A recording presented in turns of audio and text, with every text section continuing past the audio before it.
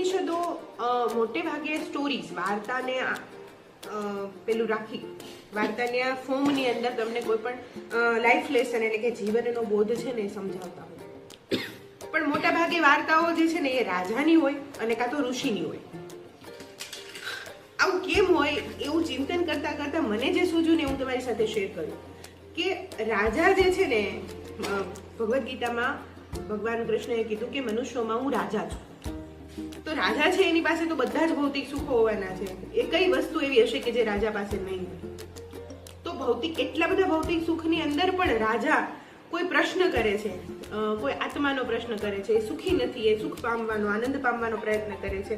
અને એ રીતે એક સ્ટોરી બનાવી છે. અને એક રાજા હતો, એને આવો પ્રશ્ન થયો, એ રીતે એ વાર્તા આગળ વધે છે. બીજો હોય છે ઋષિ.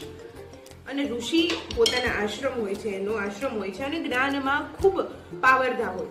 એટલે કે જે આધ્યાત્મિક નોલેજ હોય, એની અંદર પ્રોફાઉન્ડ લેવલે હોય, ઘણું બધું નોલેજ હોય. ત્યારે જે ઋષિ બન્યા હોય, ત્યારે જે આચાર્ય બન્યા હોય, અને એમને પણ પ્રશ્ન થાય કે એટલું બધું નોલેજ મેળવી લીધા પછી પણ એમને પ્રશ્ન થાય કે ખરેખર સુખ ક્યાં છે, ખરેખર હું કોણ છું, ખરેખર આ બધું જ શું છે, આ સંસાર શા માટે છે?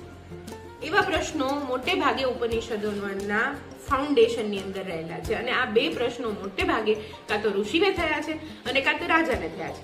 હવે રાજા છે એ ભૌતિક સુખોમાં સૌથી ઉપર છે અને ઋષિ છે એ જ્ઞાનમાં સૌથી ઉપર છે.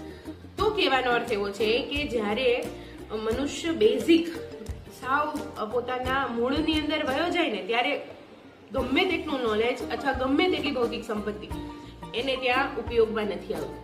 ત્યાં જે ઉપયોગમાં આવે છે ને, એ જે આપેલું છે ને, એ ઉપનિષદોમાં છે. અને એ હું વહેંચવાનો પ્રયત્ન કરું છું.